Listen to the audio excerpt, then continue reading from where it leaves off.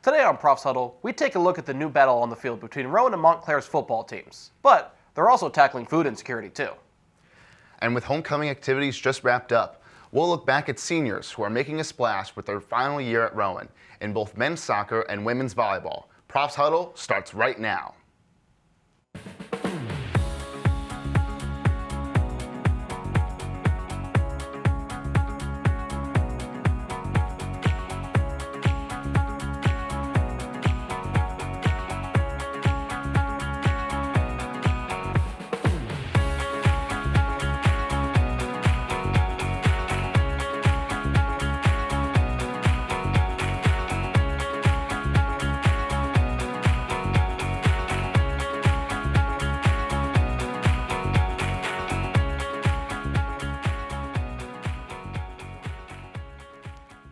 Good morning, Glassboro. I'm Jacob Eldridge. And I'm Alex Wan.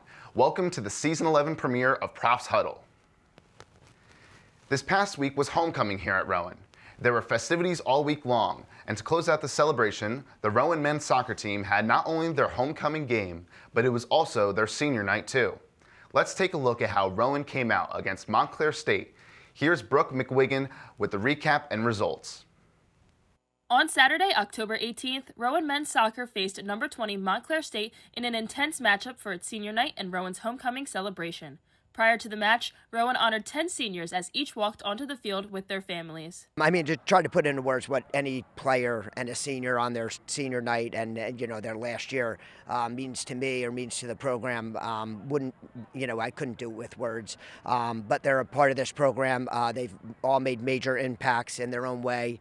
They're great people. They're great players. They're part of our family. We love them. They're alumni forever. And I'm so happy they chose Rowan. Two standout seniors from the match, goalkeeper Travis Holliday, who recorded 4 saves, and forward Ryan Cleary, who scored a goal, each spoke about their deep love for Rowan soccer. I mean, when I entered the portal, Coach Baker, all the coaches took me in, and it was really supportive, and I really appreciate that. It means the world. I mean, getting a bond with these guys is great. Playing with them for 4 years, I couldn't ask for a better group, and just getting that recognition, obviously, is very nice. Getting to see just all my guys get out there and seen by everybody, have everybody's families come out. It was really nice. Montclair took the lead on a Kenneth Lopez goal in the first half, but the game was tied up less than 10 minutes later when a Johnny Troiano free kick headed by Christian McGillen was knocked in by Evan Schlotterbeck for his second goal of the week. The score remained 1-1 until Montclair broke the tie in the second half as a Rowan foul in the box allowed the Redhawks to convert a penalty kick into a 2-1 lead. However, it wasn't over for the Profs, as Cleary capitalized on a free kick from 20 yards out that went over Montclair's wall for his second goal of the season.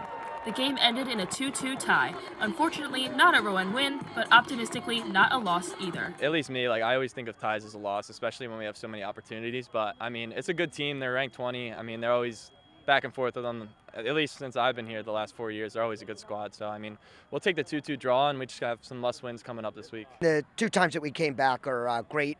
We fought back and kept ourselves in the game. Today was a good game, but it does need to be better. Montclair's a real good team, but we got to beat teams like this if we're going to go deep into the NCAA tournament. Great to see those seniors get the recognition they deserve. Well done, guys. We move on to a matchup over an age-old question asked here in New Jersey. Is it called pork roll or Taylor ham? To answer that, Rowan football traveled up north to Montclair State University to battle it out in the second annual Breakfast Bowl. What's up, Profs? I'm Andre Matthews, and today we're talking championships, rivalries, and breakfast meat. Specifically, pork roll versus Taylor ham.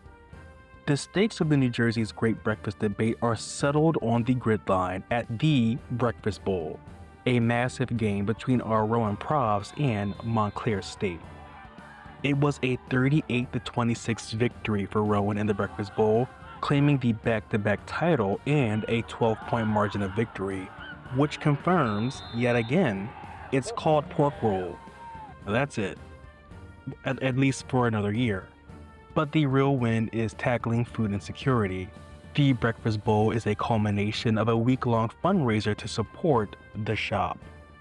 The Shop is Rowan's on-campus food pantry and resource center. It's a free, confidential lifeline dedicated to serving our students. The need is huge. Last academic year alone, the Shop recorded over 8,500 student visits. We spoke with Mandy Zhang and Andrew Perrone about how a college sports rivalry became an essential camp resource. There's two parts to the Breakfast Bowl. One, obviously, is the football side, right? So we started in 2024 with the winning team coining either Taylor ham or pork roll for the entire state for the academic year. And then the other side of it is the food insecurity. So last year we donated to the South Jersey Food Pantry. This year we decided to help our local students on campus, and I believe that will be the purpose going forward. Here at the shop, we don't really have much in the way of a budget. We get a small amount of money each year from student government, but otherwise everything that we have here comes by some way of donation. Money from events like this goes towards making sure that every time a student comes here, we have milk available. As long as you are enrolled in any Rowan program, whether it's here in Glassboro, Camden campus, that does not matter. If you are an enrolled Rowan student, the shop is an available resource for you. Our profs brought home the trophy, and now we need the entire Rowan community to bring home the donations. Every dollar helps ensure a fellow prof doesn't have to worry about where the next meal comes from. Support the back-to-back champions in the shop. Head to Rowan's giving page right now. Let's keep winning for our students. Glad to see the trophy is coming home with our profs and to welcome in the season of giving. The temperature may be cooling down, but Rowan volleyball has been hot lately. We spoke with Jenna Call about what her 1,000th kill meant to her and the team. It's amazing. I'm so happy that I was able to achieve it my senior year. Also at home, which is also amazing. But I just felt so much love during that game.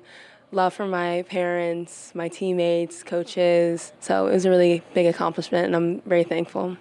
I would definitely say winning an NJAC is definitely the next thing that I'm striving for that to be personal, and also just a team goal is for us to win an NJAC. We're already on such a good track to we winning an NJAC, but the conversation of us winning an NJAC has just been in our conversations and our talks and chats ever since August, since we've been here. So I would definitely say winning an NJAC is next for sure. Jenna isn't the only member of the team finding success, as the volleyball team had a 10-game win streak. Unfortunately, the streak came to an end last night after a loss to Kane. Still, Rowan defeated 4 NJAC opponents during their run, putting them in a tie for first place in the conference. Dominance by the volleyball team, especially at home. Let's hope they can regain momentum as the NJAC tournament is just around the corner. Speaking of the NJAC, here's a preview of what's up next as the fall season starts to come down to the wire. Kicking off the start of tournament competition will be both men's and women's soccer, as well as men's and women's cross country, all starting on November 1st. The men's cross country team is looking for a 4th consecutive NJAC title, while the women's cross country and men's soccer are also looking to defend their crown. That following Wednesday, November 5th, field hockey has their semifinal, with volleyball rounding it out, starting with their quarterfinals on the 11th. Thank you, Alex. The Profs will look to continue their stellar performances as the fall season starts winding down. That's all for this edition of Profs Huddle. I'm Jacob Eldridge. And I'm Alex Vaughn. You stay classy, Glassboro.